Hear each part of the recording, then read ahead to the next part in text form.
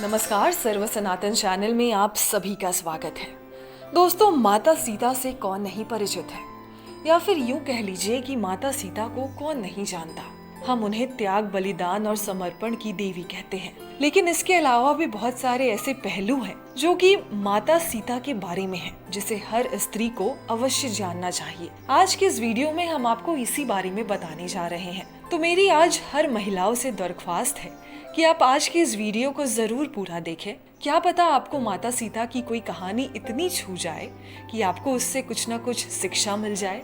लेकिन उससे पहले आप हमारे चैनल को सब्सक्राइब कर लीजिए, ताकि हम जो भी आगे से वीडियो डालें उसका अपडेट आपके फोन पर तुरंत आ जाए। तो आइए अब आपको बताते हैं माता सीता के कुछ अनसुने रहस्यों के बारे में, जिससे जिंदगी के किसी न किसी पड़ाव पर हर स्त्री को कुछ न कुछ शिक्षा जरूर मिल सकती है। वैसे तो धर्म शास्त्रों में अनेक गृहस्थ और पतिव्रता स्त्रियों के बारे में लिखा गया है, जो आज भी हर नारी के लिए आदर्श और प्रेरणा है।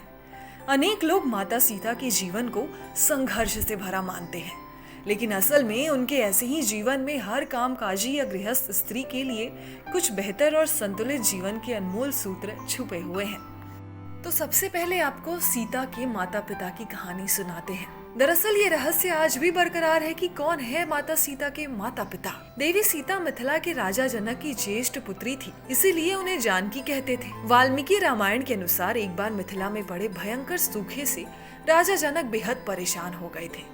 तब इस समय से छुटकारा पाने के लिए उन्हें एक ऋषि ने यज्ञ करने और धरती पर हल चलाने का सुझाव दिया। उस ऋषि के सुझाव पर राजा जनक ने यज्ञ करवाया और उसके बाद राजा जनक धरती जोतने लगे। तभी उन्हें धरती में से सोने की डलिया में मिट्टी में लिपटी हुई एक सुंदर कन्या मिली। उस कन्या को हाथों में लेकर राजा जनक ने उसे सीता का नाम दिया और उसे अपनी पुत्री के रूप में अपना लिया।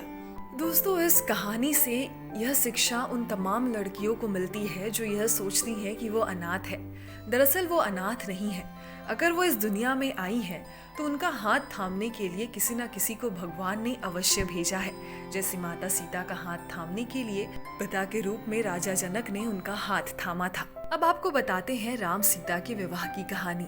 यदि मन में श्रेष्ठ के चयन की दृढ़ इच्छा है तो निश्चित ही ऐसा होता है। सीता स्वयंवर तो सिर्फ एक नाटक था।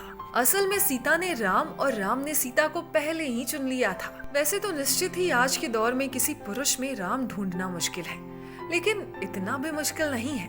एक पत्नी व्रता धर्म का पालन अगर आप कर रहे हैं और 7 वचनों को जो गंभीरता से ले रहे हैं, उसी से आप विवाह करें।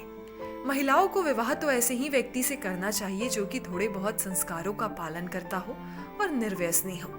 यदि महिला आदर्श पुरुष की बजाय, इसीलिए महिलाओं को हमेशा अपने जीवन साथी का चयन सोच समझकर करना चाहिए, ताकि आपकी जिंदगी एक समझौता न बन जाए। सीता एक असाधारण पतिव्रता थी।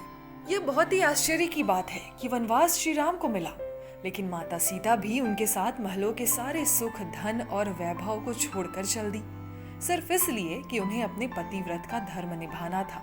इसीलिए भी कि उन्होंने 7 वचन साथ में पढ़े थे। उस काल में वन बहुत ही भयानक था, वहाँ रहना भी बहुत कठिन था, लेकिन माता सीता ने राम के साथ रहना स्वीकार किया। तो दोस्तों, इस बात से यही सीख मिलती है कि हर पत्नी को अपने पति का साथ हर सुख दुख में निभाना चाहिए। जो लोग मैया सीता को सिर्फ गृहिणी मानते हैं, उनकी ये भूल है, क्योंकि सीता माता कामकाजी भी थी।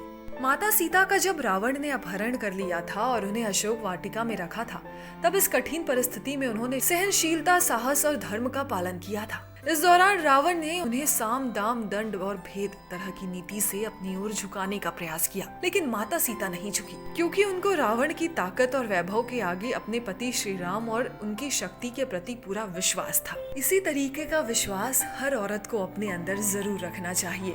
दोस्तों, इसके अलावा जब वाल्मीकि आश्रम में सीता गर्भवती थी, तब उन्होंने एक दिन राम से तपोवन घूमने की इच्छा व्यक्त की थी, किंतु राम ने वंश को कलंक से बचाने के लिए लक्ष्मण से कहा कि वे सीता को तपोवन में छोड़ाए।